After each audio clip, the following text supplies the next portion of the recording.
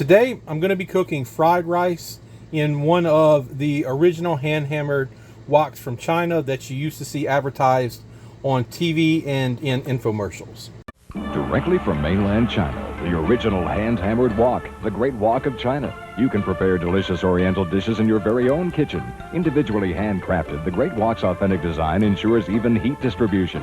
Perfect gourmet dishes every time. But wait, the Great Wok is not just for Oriental dishes, it's the most versatile pan in your kitchen. And wok cooking is ideal for dieters. Less oil, low in calories, high in vitamins. Prepare an entire meal on one burner. That makes cleanup a breeze. Order now and we'll include this Chinese Chan spatula, matching ladle and high dome lid, Asian fire ring and brass strainer, bamboo scrubber, and 20 authentic chopsticks. You'll also get this recipe book filled with 40 great tasting and easy to follow recipes. This is the original hand-hammered wok. 28 pieces in all for $49.95.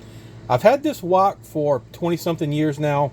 I actually bought it new, and I've gotten a lot of use out of it. Now, I've always found it kind of funny that they claim these are hand-hammered woks when I'm pretty sure they're just stamped out. But if you look around the edges, you can see little marks where something was hammered in.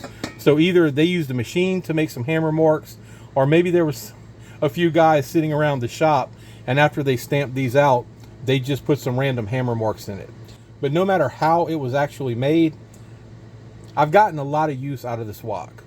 It's a simple carbon steel wok. I've had to re-season it a couple times. I had to repair it with some screws to hold the wok onto the handle. And it's even a little bit flimsy, but it's served my needs for a long time now. And I guess I've always considered a true wok to be carbon steel.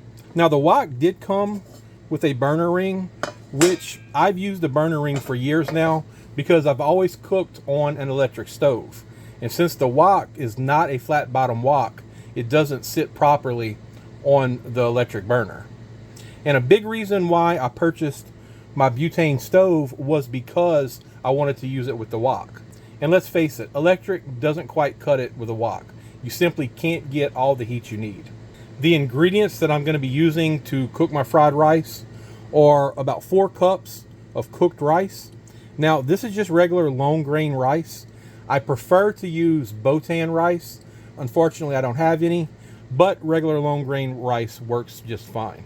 I've got 1 cut up onion. I've got some green onions, garlic powder, pepper, salt, 4 beaten eggs, soy sauce, sesame oil, water, and regular vegetable oil. Usually when I cook fried rice, I make shrimp fried rice, but I'm doing something a little bit different today with some shrimp, so I am not going to include those in the fried rice. The reason that I'm going to use these specific ingredients and cook it in a certain way is because I have an acquaintance who was born and raised in China. He actually lived in China most of his life until he came to America. And I asked him specifically about fried rice and whether it was really eaten that much in China. So he explained to me that it was. So I asked him about exactly how should I be making fried rice? What can I do to make it as authentic as possible? And he told me something pretty surprising. He said that there's no way to make fried rice wrong. And he told me that fried rice is going to be different from cook to cook, even in your local area. There's going to be regional differences, and there's going to be differences in the countries, like fried rice in Japan versus fried rice in China versus fried rice in other Asian countries. And he said, if you like however your fried rice is, then you're doing it right. The only thing that he said was probably a staple of fried rice was rice, onions, and oil. So if you have those 3 ingredients, you're probably doing it right. So we talked a little more about it, and I asked him more specifically, how can I make takeout style fried rice? And he told me there are probably 2 things that a lot of people don't use correctly or use enough of to get that type of flavor. And he said one of them is not using enough oil, because after all, it is fried rice. And if you try to use small amounts of oil, a lot of times you won't get exactly what you're looking for if that's the type of fried rice that you want. The second thing he said is people don't use enough garlic. He said garlic was a much more important ingredient than a lot of people realize. I don't ever use minced garlic or anything like that. I just use the garlic powder. And because he did work in Asian restaurants, he told me that a lot of times the fried rice that you eat in these restaurants is not made in the restaurant. A lot of times it comes from restaurant supply companies. I'll also be using this wok spatula that came with my wok, and I think it might have a specific name, but I can't remember what it is. But it works pretty well because the end is slightly curved, just like the edges of the wok, so it gets in there pretty good. All right, I'm going to fire up my butane stove. Now, this is not the first fried rice cook that I've done in a wok since I've gotten this stove. I've cooked fried rice 2 other times in my wok, trying to get to the point where I'm not going to be embarrassed on video trying to get it right. Now, I will tell you that previously, using this wok on my electric stove for 20-something years, I typically would cook things separately. I would cook my onions separately. I would cook my eggs separately. I'd cook my shrimp separately. So now I'm trying really hard to cook everything in different stages so I don't have to pull anything out. So the first thing I'm going to do is put down some oil, and I'm going to start cooking my onions. Now, I don't want to cook the onions for very long. I'm really just trying to cook the crunch out of them. And the onions will tend to start getting dark on the edges really quickly if I don't keep them moving and they get too hot. So if that starts happening too bad, I'll take some of the water and squirt it in there to kind of slow down the cooking.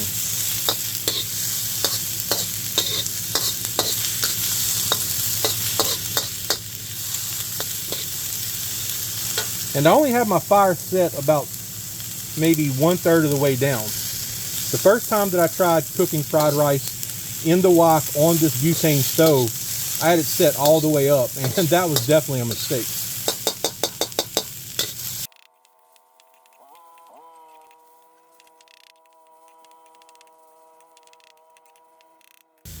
Okay, the onions are getting a little darker than I want, and they're not quite ready for me to take out. So I'm going to squirt some water in.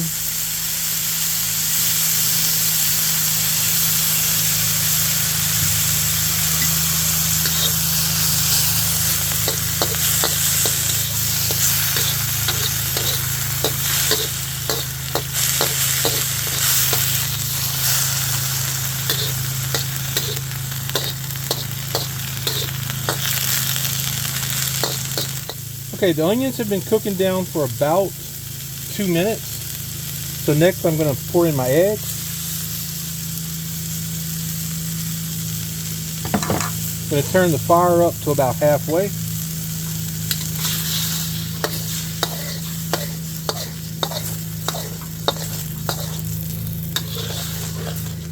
I probably should have turned it up a little bit before I put those in, but I was worried about getting my onions a little too dark.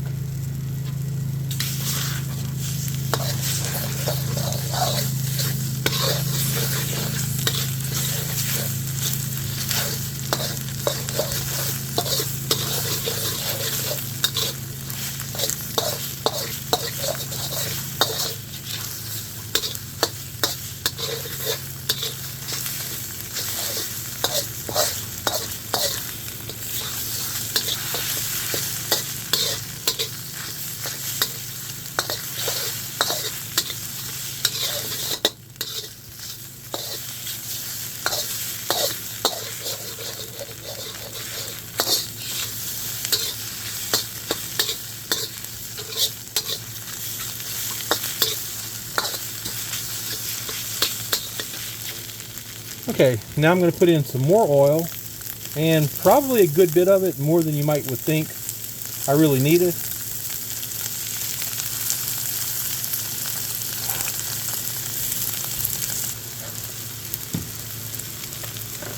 And put in my rice.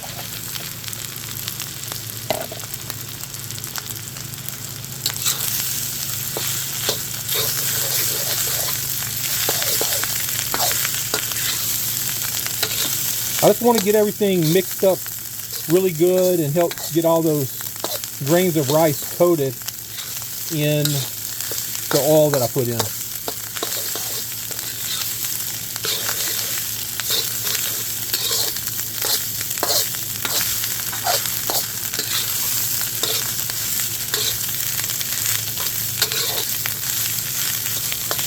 And I didn't mention this earlier, but this is day-old rice.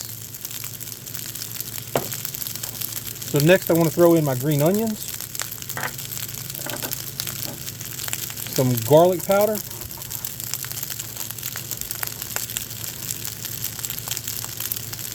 probably 2 to 3 tablespoons, and I want to get it mixed up again because I don't want anything to start burning.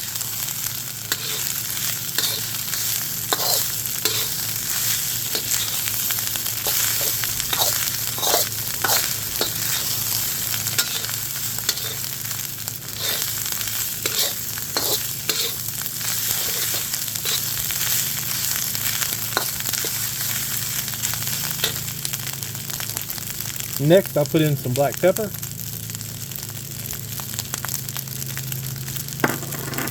salt.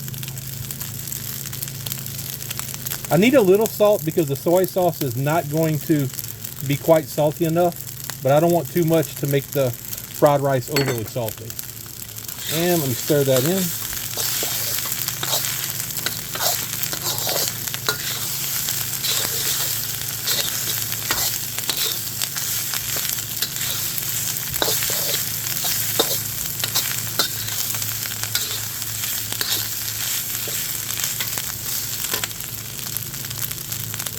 Next, I'll put in my sesame oil and my soy sauce.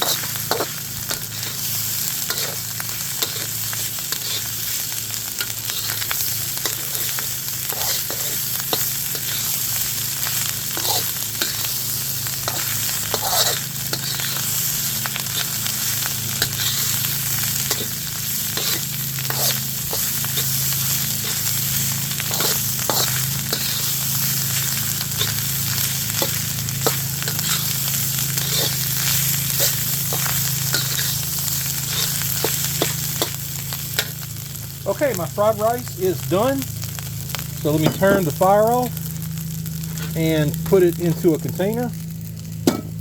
Wow.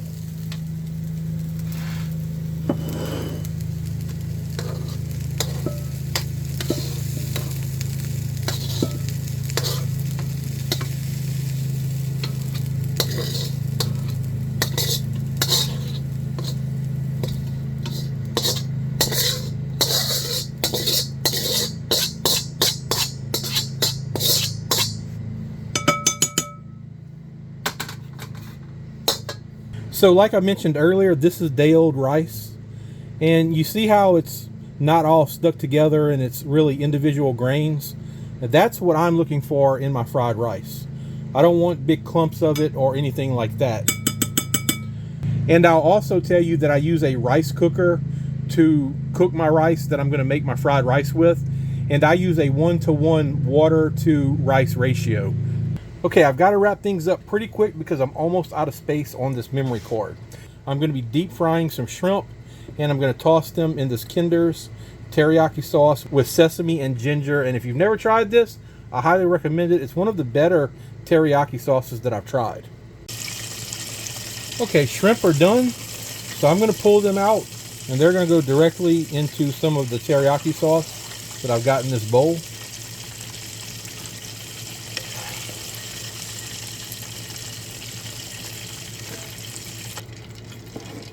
And I'm just going to mix them around and get them coated.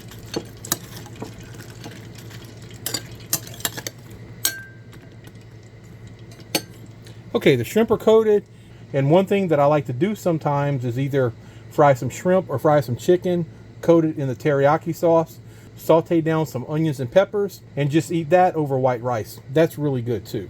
So there's my fried rice and teriyaki shrimp. I did cheat just a little bit on the shrimp because those were pre-breaded shrimp, and usually I do like to bread the shrimp myself, but this was just a little bit quicker, and I did have some in the freezer. And I think that my fried rice turned out pretty good, and I'm finally able to cook the entire fried rice without having to put things in the wok and then take things out. So that's going to do it for this video. If you enjoyed it, please give it a thumbs up. And if you're not subscribed, please consider subscribing to the channel. As always, I appreciate you watching, and I'll see you in the next video.